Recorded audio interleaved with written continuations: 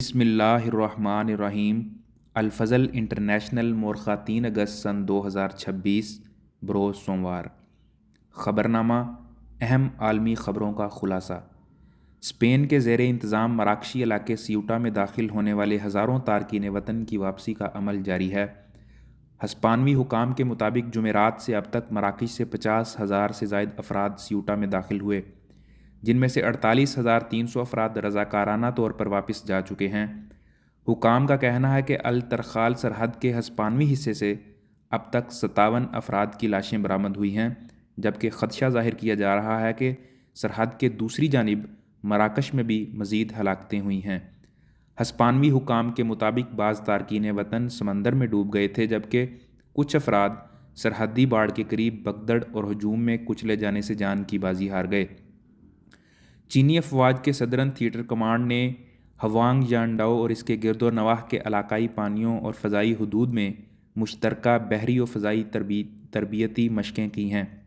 غیر ملکی میڈیا کی رپورٹس کے مطابق چینی فوج نے جنوبی بحیرہ چین میں واقع متنازع اسکار بروشول کے اطراف مشترکہ فضائی اور بحری جنگی مشقیں کی ہیں۔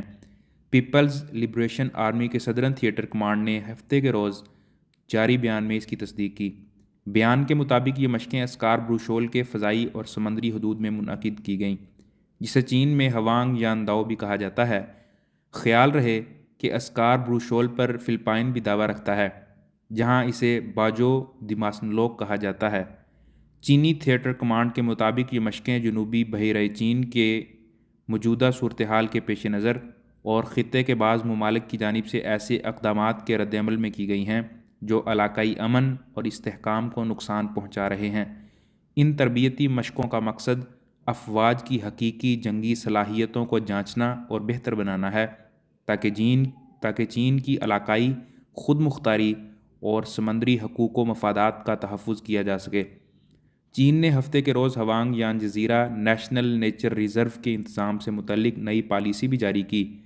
سرکاری خبر رساں ادارے شنہوا کے مطابق یہ محفوظ علاقہ ستمبر سن 2025 میں قائم کیا گیا تھا۔ نئی پالیسی کے تحت محفوظ علاقے میں بغیر اجازت ماہی گیری، کانکنی مرجان یا دیو ہیکل سیپ، جائنٹ کلیم کے حصول سمیت ماحول کو نقصان پہنچانے والی دیگر سرگرمیوں پر پابندی عائد کر دی گئی ہے۔ برطانیہ میں پیٹرول کی قیمت نومبر سن 2022 کے بعد بلند ترین سطح پر پہنچ گئی۔ اس وقت پیٹرول 160 پینس اور ڈیزل 179 پینس فی لیٹر تک پہنچ گیا ہے۔ ایندھن مہنگا ہونے سے برطانوی شہریوں پر مالی دباؤ میں اضافہ ہوا ہے۔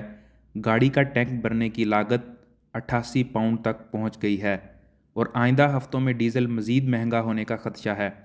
خام تیل مہنگا اور برطانیہ میں ایندھن کی قیمتیں برقرار ہیں۔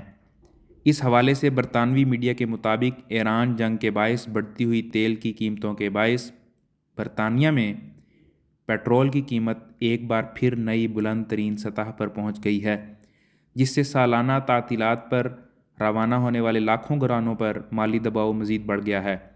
برطانیہ میں پیٹرولیم قیمتوں کو مانیٹر کرنے والے ادارے RAC کے مطابق برطانوی شہریوں کے لیے ناخوشگوار خبر یہ ہے کہ پیٹرول کی اوسط قیمت 160 پینس فی لیٹر تک پہنچ گئی ہے۔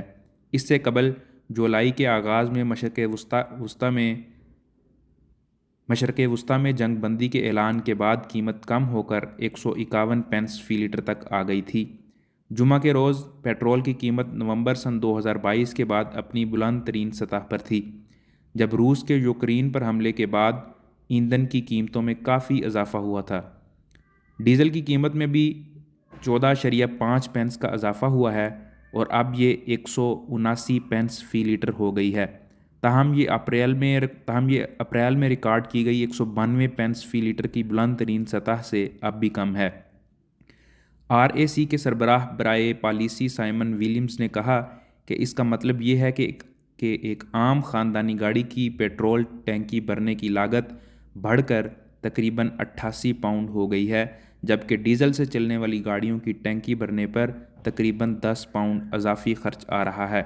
انہوں نے مزید کہا کہ ڈیزل کی قیمتوں میں مزید اضافے کا امکان ہے اور اگر خام تیل کی قیمت میں نمایاں کمی نہ آئی تو آئندہ چند ہفتوں میں یہ 185 پینس فی لیٹر تک پہنچ سکتی ہے۔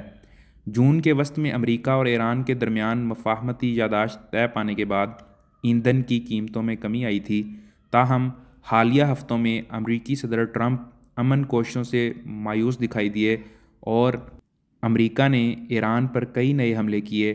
اس کے جواب میں تہران نے مشرق وسطیٰ میں امریکیوں کے اتحادیوں کے خلاف کارروائیاں شروع کر دیں۔